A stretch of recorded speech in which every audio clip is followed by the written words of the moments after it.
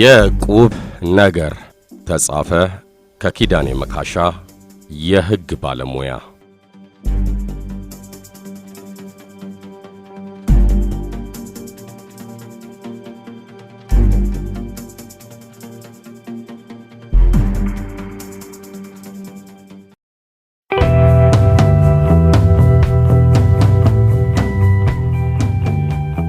የሰፈሩን ሰው ሕይወት ይቀይራል የተባለ ዕቁብ ነበር።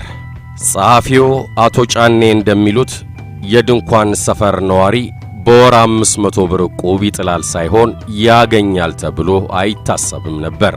ሆኖም የዛሬ 8 ወር ከሰፈሩ 45 አባወራዎች 20 ሰው አሰባሰብን።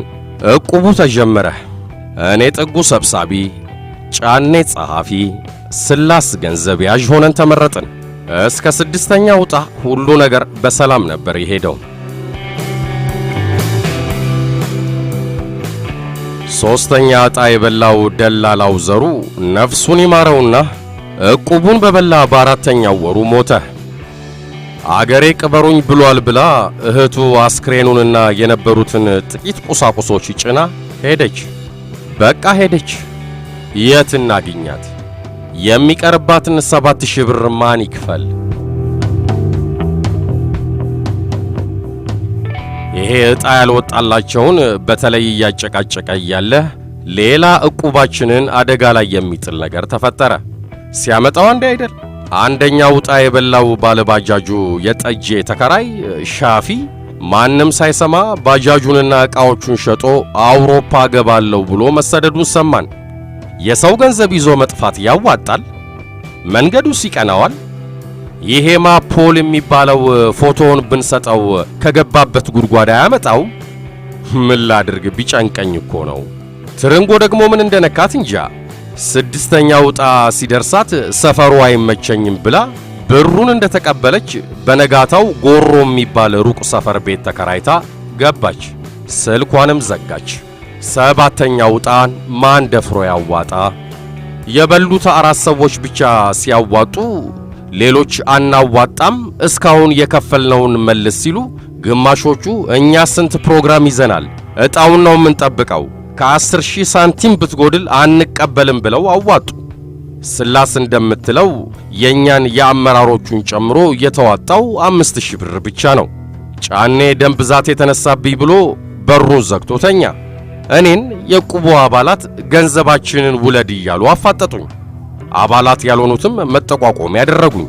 የሰው ገንዘብ እሳት ነው እያሉ ባለፍኩ ባገደምኩ ቁጥር ያንሾካሹካሉ።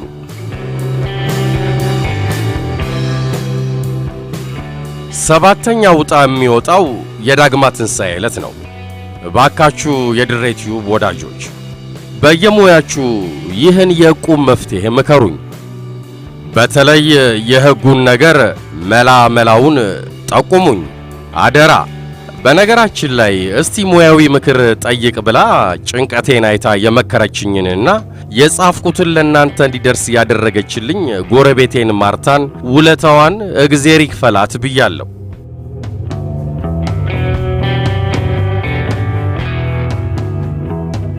የድንኳን ሰፈር ዕቁብ ሊቀመንበር ጥጉ መቻል።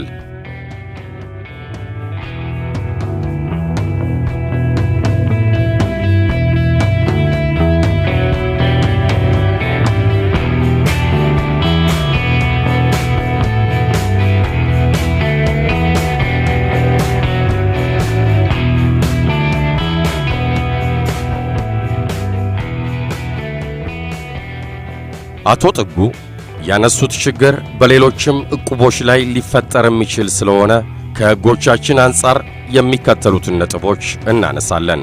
ዕቁብ የቆየ መሠረት ያለው ባህላዊ የገንዘብ ማሰባሰቢያ ዘዴ ነው። የዕቁቡ አባላት በተወሰነ ጊዜ የሚከፈለውን ገንዘብ በመክፈል በዕጣ ወይም በስምምነት በሚወጣው ቅደም ተከተል የተዋጣውን ገንዘብ የሚያገኙበት ነው። ከባንክ ወይም ከሌሎች የቁጠባ ማህበራት የሚለየው በብዙ ነገሮች ሲሆን በተቋማት የሚካሄድ ባለመሆኑ ዘመናዊና የተደራጀ አሰራርን የማይከተል ወለድ የማይታሰብበት የሚመራበት ሕግ ወይም ተቆጣጣሪ አካል ወይም በሕግ የታወቀ መብትና ግዴታዎችን መቀበል የሚያስችል ሕጋዊ ሰውነት የሌለው ማህበር መሆኑ በዋናነት ይጠቀሳሉ።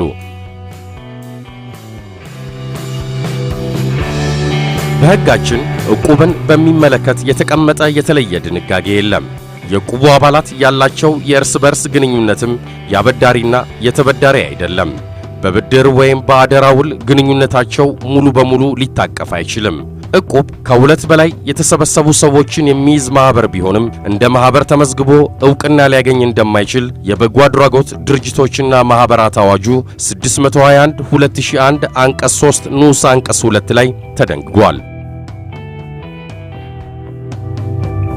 በፍትሐ ብሔር ሕጉ የማህበራት ድንጋጌ መሰረትም መዝግቦ ለዕቁብ ዕውቅና የሚሰጥ አካልም ስለሌለ ዕቁቦች ሕጋዊ ሰውነት ያላቸው ማህበራት ስላልሆኑ ሊከሰሱ አይችሉም። ሆኖም ዕቁብተኞች የገቡት የውል ስምምነት አለ። የተወሰነውን ገንዘብ በየጊዜው በመክፈል በዕጣ ወይም በስምምነት በተወሰነ ጊዜ ውስጥ የተስማሙበትን ገንዘብ እንዲከፈላቸው ተስማምተዋል። በመሆኑም ግዴታዎች ይፈጠራሉ። የዕቁብ ገንዘብ የበሉ ሰዎች የሚቀርባቸውን ክፍያ የመክፈል ግዴታ አለባቸው። ሰብሳቢው ከሌላው አባል በመሰረቱ የተለየ ግዴታና መብት የለውም። ምክንያቱም ሕጋዊ ሰውነት የሌለው ማህበር በመሆኑ ነው። ሆኖም እያንዳንዱ ዕቁብተኛ በተወሰነው ጊዜ የሚጠበቅበትን ለመክፈል ለሰብሳቢው ግዴታ መግባቱን የሚያረጋግጥ ውል ካለ ወይም የዕቁቡ አባላት ለሰብሳቢው የሚቀሩ ክፍያዎችን እንዲቀበል የውክልና ስልጣን ከሰጡት መጠየቅ ይችላል። ሌሎች የዕቁብተኞች ግዴታና መብቶች በጽሑፍ እንዲሆኑ የሚያስገድድ ሕግ ባይኖርም በጽሑፍ ተደርገው ሁሉም አባላት በምስክሮች ፊት የፈረሙበት ቢሆን የነ አቶ ጥጉ አይነት ችግር እንዳያጋጥም ይረዳል።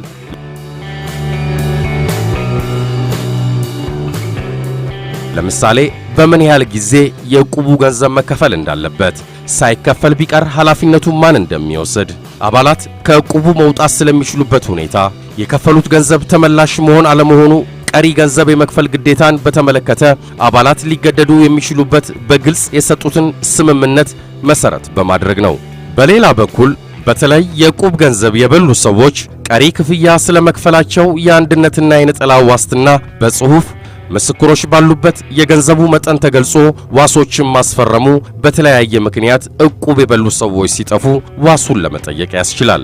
የነ አቶ ጥጉ ዕቁብ ካጋጠመው ሁኔታ አንጻር ያልተከፈላቸው አባላት በጋራ ወይም በግል የዕቁብ ገንዘብ የበሉትን አባላት የሚደርስባቸው ገንዘብ ተሰልቶ እንዲከፈላቸው መጠየቅ ይችላሉ።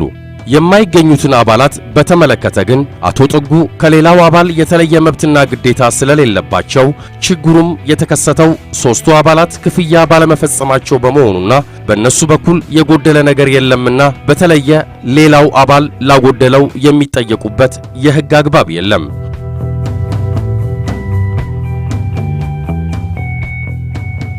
ለማንኛውም የዕቁብን ውለታ የማያውቅ የለምና ጠቃሚነቱን መናገሩ ባያስፈልግም ዕቁብተኞች የነ አቶ ጥጉ አይነት ችግር እንዳያጋጥም በመካከላቸው የአባላትን መብትና ግዴታ የሚደነግግ የውል ስምምነት ቢኖራቸውና ሁሉም አባላት ፈርመውበት ቢያረጋግጡትና የሚፈለገው የዕቁቡ ገንዘብ አባላት ካልከፈሉ ዋስ ሆኖ የሚከፍል ሰው ሕጋዊ የዋስትና ውል መግባቱን እንዲያረጋግጡ ይመከራል።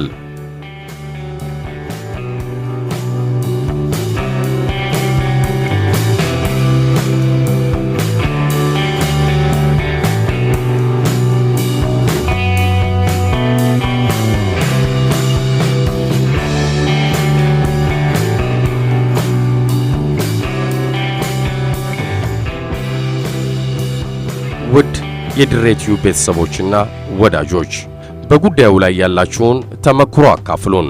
አስተያየታችሁን በአክብሮት እንቀበላለን።